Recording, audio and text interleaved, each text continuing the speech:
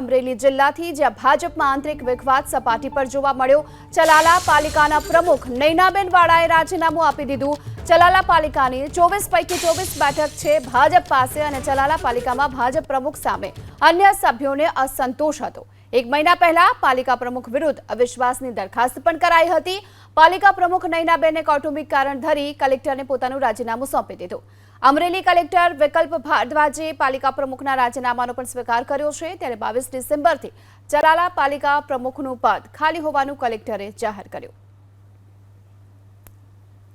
તો અમરેલી જિલ્લા ભાજપમાં આંતરિક વિવાદ અત્યારે સપાટી પર જોવા મળી રહ્યો છે, કારણ કે ચલાલા પાલિકાના પ્રમુખ નૈનાબેન વાળાએ રાજીનામું આપી દીધું છે।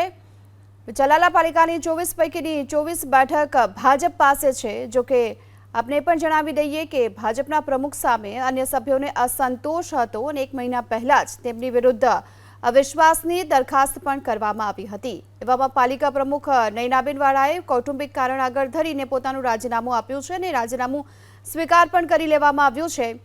અને આ સાથે જ 22 ડિસેમ્બરથી પાલિકા પ્રમુખનું પદ ખાલી હોવાનું કલેક્ટરે જાહેર કર્યું છે। આ રાજીનામાના સ્વીકાર કરતાની સાથે જ હવે ચલાલા પાલિકામાં જોવા મળી રહ્યો છે ભાજપમાં આંતરિક વિખવાદ, કારણ કે પાલિકાના પ્રમુખ નૈનાબેન વાળાએ પોતાનું રાજીનામું આપી દીધું છે। તેમને કારણ આપ્યું છે કૌટુંબિક।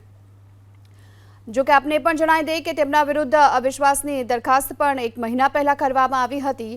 અન્ય સભ્યોને તેમની સામે અસંતોષ હોવાની વિગતો પણ મળી છે અને એવામાં પાલિકા પ્રમુખ નૈનાબેને પોતાનું રાજીનામું આપી દીધું છે અને ચલાલા પાલિકા જે 24 બેઠકોવાળી આ પાલિકા, જેમાં 24 બેઠક ભાજપ પાસે છે અને એવામાં ભાજપમાં આ આંતરિક વિખવાદ સપાટી પર જોવા મળી રહ્યો છે, કારણ કે પાલિકા પ્રમુખ નૈનાબેન વાળા જેમણે પોતાનું રાજીનામું આપી દીધું છે।